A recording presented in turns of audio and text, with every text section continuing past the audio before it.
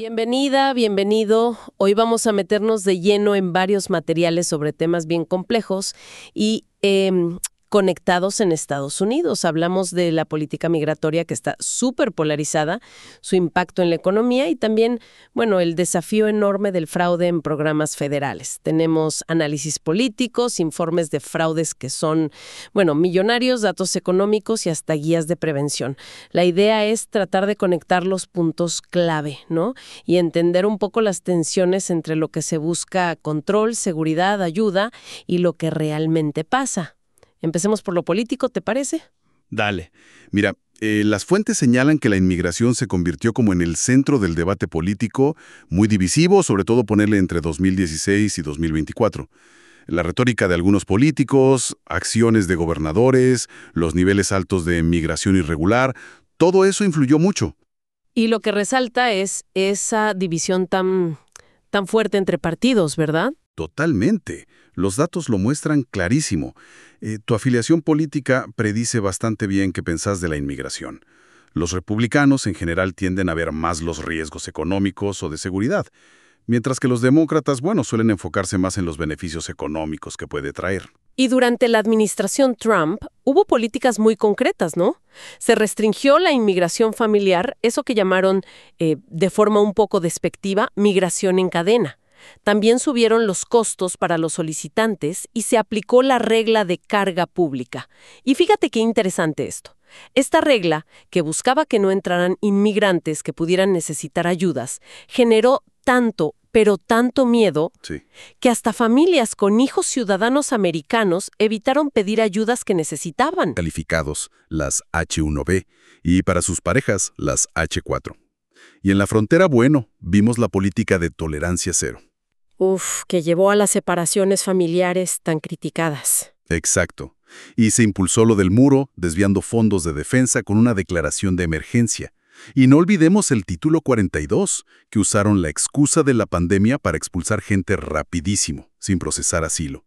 Eso afectó sobre todo a centroamericanos y mexicanos. Claro. Y estaban los protocolos de protección migrante, el famoso Quédate en México. Así, que obligaba a los solicitantes de asilo a esperar meses o años en México. En condiciones súper precarias, muchas veces peligrosas. Muy vulnerables, sí. Bueno, pero si pasamos al lado económico, las fuentes como que dan otra perspectiva, ¿no? La Reserva Federal, por ejemplo, llegó a decir que la inmigración podría ayudar a cubrir la falta de trabajadores. Justamente. Y así quizá aliviar un poco la inflación. Exacto. Y contrario a esa idea de que los inmigrantes quitan trabajos, la evidencia sugiere más bien que ocupan puestos diferentes, a veces más duros o peor pagados, que la gente nacida allá no quiere o no puede cubrir. Tiene sentido. Y además, es impresionante la contribución fiscal de los indocumentados. Pagan impuestos, de ventas a la propiedad, incluso a veces sobre la renta. Son miles de millones al año, y muchas veces van a sistemas como el Seguro Social. De los que ellos no se pueden beneficiar legalmente. Exactamente. Las fuentes también dicen que la inmigración es clave para que la población de Estados Unidos siga creciendo, que si no, se estancaría. Sí, demográficamente es vital. Aunque el porcentaje de inmigrantes no es récord histórico, en números absolutos sí es muy alto. Claro. Y bueno, hablar de manejar estas políticas tan complejas nos lleva al otro gran desafío que mencionan las fuentes, el fraude. Especialmente con las ayudas que se dieron por el COVID-19. Sí.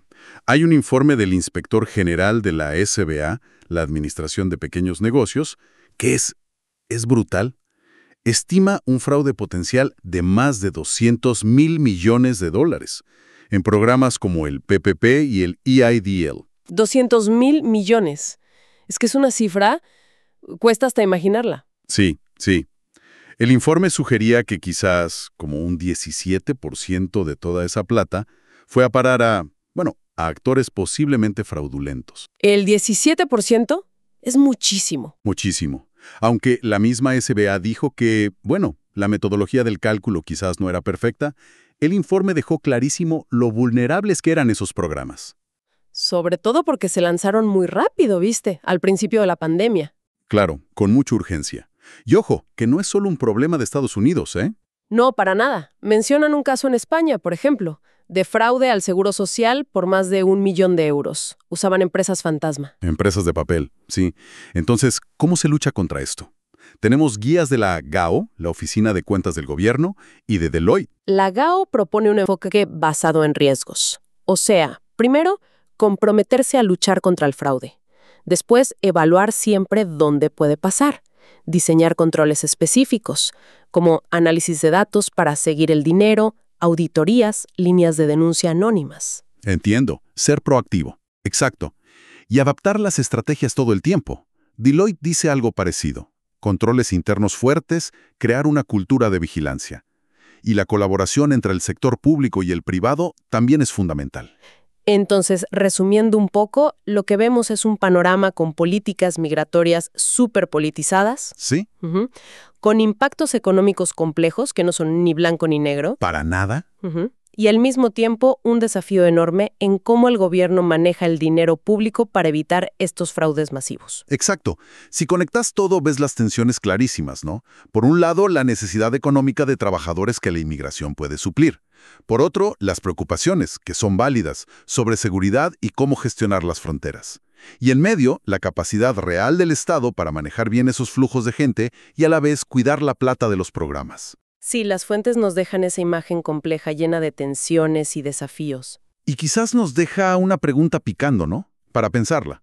Considerando el rol que se proyecta para la inmigración en la demografía y la economía futuras de EEV y estos desafíos gigantes en la frontera y en prevenir el fraude.